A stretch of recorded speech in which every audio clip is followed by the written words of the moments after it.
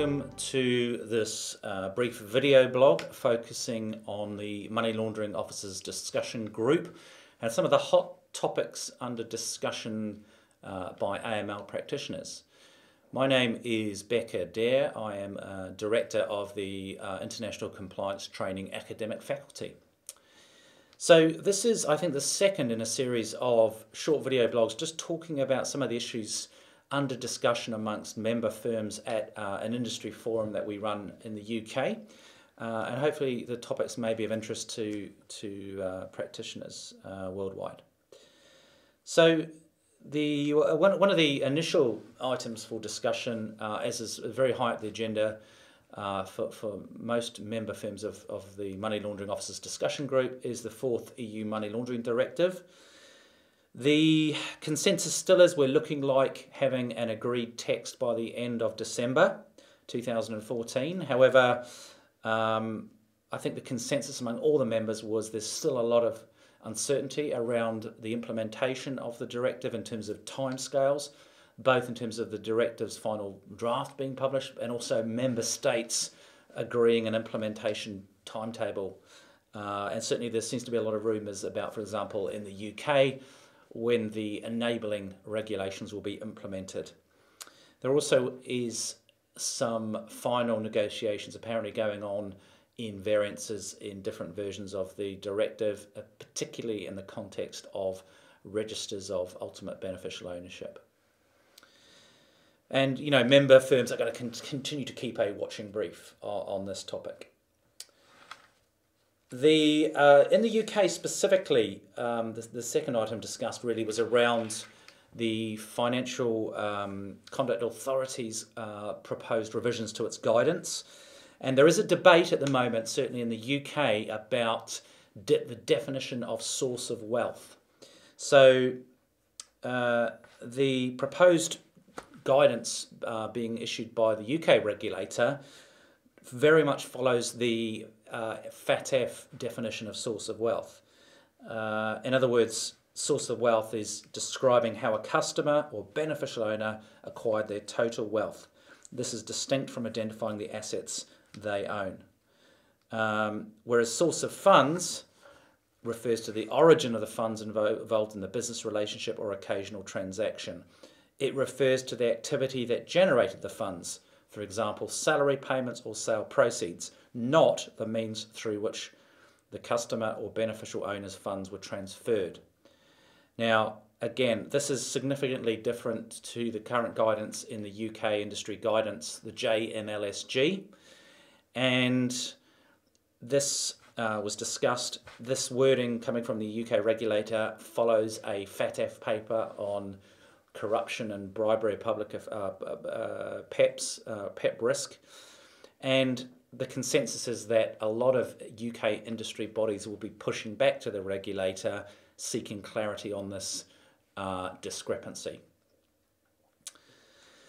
Okay, another issue that was discussed was a perennial one at the Money Laundering Officers Discussion Group, which is around sampling, and specifically in respect of reliance. So, you know, as many viewers will be aware, you know, there are provisions under, for example, European law to accept introduced business from other regulated firms, quite often using some form of verification certificate. However, there's increasingly an expectation in many jurisdictions that firms relying on introduced business must do on a risk-based approach some form of sampling to make sure that they're comfortable that the underlying documentary evidence is actually being obtained. For example, a financial advisor that introduces customers to a life insurance company is actually obtaining the underlying identity documents, passports, utility bills, etc. It was generally agreed that most member firms are now undertaking sampling, and this is usually done on a combination of just random sampling, but also driven towards focusing on higher risk customers and being driven by any specific adverse media or enforcement action against an introducer. Also, another issue that came up was around the multi-hatting. That is, some members have in the past held the role of money laundering reporting officer for group companies in different industry sectors. For example, an investment fund management company and a providing retail life and pensions company. And the discussion was as to whether that could lead to any potential conflicts of interest within a group structure if one individual was to hold both controlled functions or money laundering reporting officer roles. After much discussion, the consensus was actually this was fairly common practice, and assuming that the appropriate systems and controls were in place, there shouldn't be a material conflict of interest, and members were reasonably relaxed about this position. There was also much discussion about the UK's movement towards the beneficial owner register, and obviously this is a wider G20 initiative now.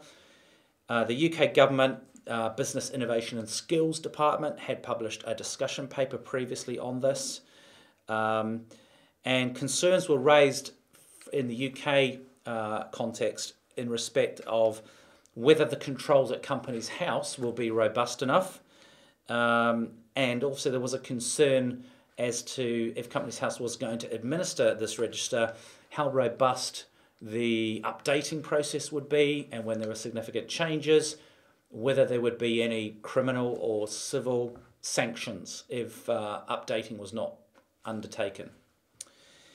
So again, the consensus was overall it's a positive development and a step forward. However, there are concerns about the potential abuse of this information by fraudsters in terms of identity theft, and also the fact that the proposals are very light on detail, and ultimately those who are seeking to conceal the beneficial ownership of legal entities for nefarious purposes are going to continue to do so in all likelihood.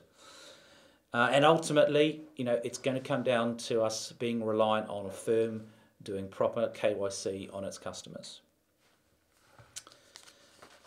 There was discussion about the recent FATF paper on beneficial ownership, and members have not really had the time to review it in any depth, but those that had felt that it was very similar actually to the BIS paper, and that there was no significant change in the definition of beneficial ownership. One question that did come out, which I think is one I've certainly seen crop up many times in practice over the years, was name order variances. And the discussion was particularly raised in the context of Ireland, or Northern Ireland, for example, or the Middle East, or even the Far East, where for cultural reasons, customers may use middle names in lieu of first names, or just change the order of name notations. And the question raised was, how do members reconcile these issues of given names or names that people are using to the actual documentary recorded names of customers? And it appears that this is, virtually every member encounters this, and most firms deal with it on a case-by-case basis. That is, they would, if appropriate, exercise the ability to use an exception process with the proper controls. One member did have software that specifically screened and picked up known as, or different variances of name, but the solution was effectively that most firms would deal with it on an exception basis, and as a minimum would screen and record the true legal name. There was a question about FATCA and how much assistance or advice members are giving to, again, introducers or financial advisors. And the suggestion was actually unanimously financial advisors, product providers would not be comfortable giving them advice about FATCA, and the onus is really for those financial advisors to go back to their industry body and seek guidance and take advice there. Again, a few other issues came up. Probably the only other major one I wish to talk about was the use of risk assessments and country lists. So in the UK, there has been a particular hubbub in the media in respect of a list which was produced by the UK regulator, the FCA, which set out so-called higher risk countries. And that list has now been removed from the public domain by the FCA. There's been statements made in Hansard that, in answer to a question from the Cayman Islands, that the regulator is not using the list anymore.